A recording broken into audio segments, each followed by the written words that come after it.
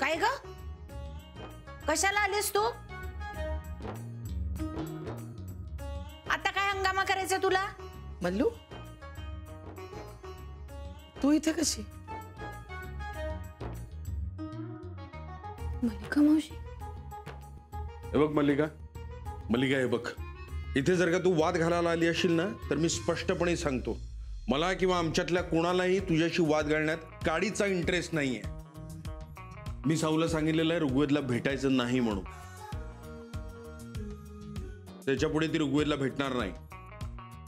मल्लू sorry, म्हणजे तू कालच्या प्रकाराबद्दल बोलायला आली असशील तर त्यात साऊ किंवा ऋग्वेदची चूक नव्हती. त्यांनी भेटावं म्हणून ते सब. काय जाडू, मी इतकी वॉर्निंग देऊन सुद्धा तू तुझा हट्ट सोडला नाहीसच.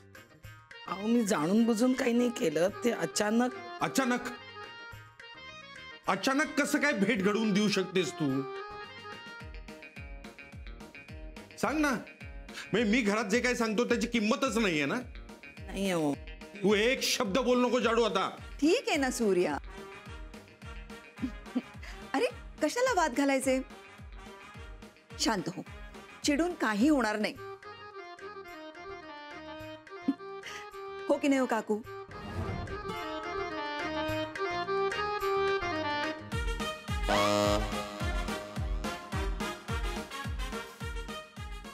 अरे सगळे असे काय बघताय माझ्याकडे, भूत बघितल्यासारखं? तेच बघते. काय भूत बघितल्यासारखे सगळे काय बघतायत तेच बघते मी.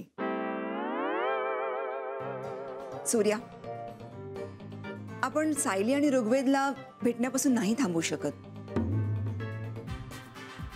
अरे मुलं मोठी झाली आहेत आता, आणि जर त्यांना भेटायचं असेल तर आपण का थांबवावं?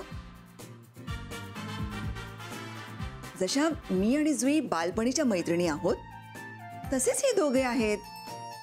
मग काय हरकत आहे ना, हो की नाही?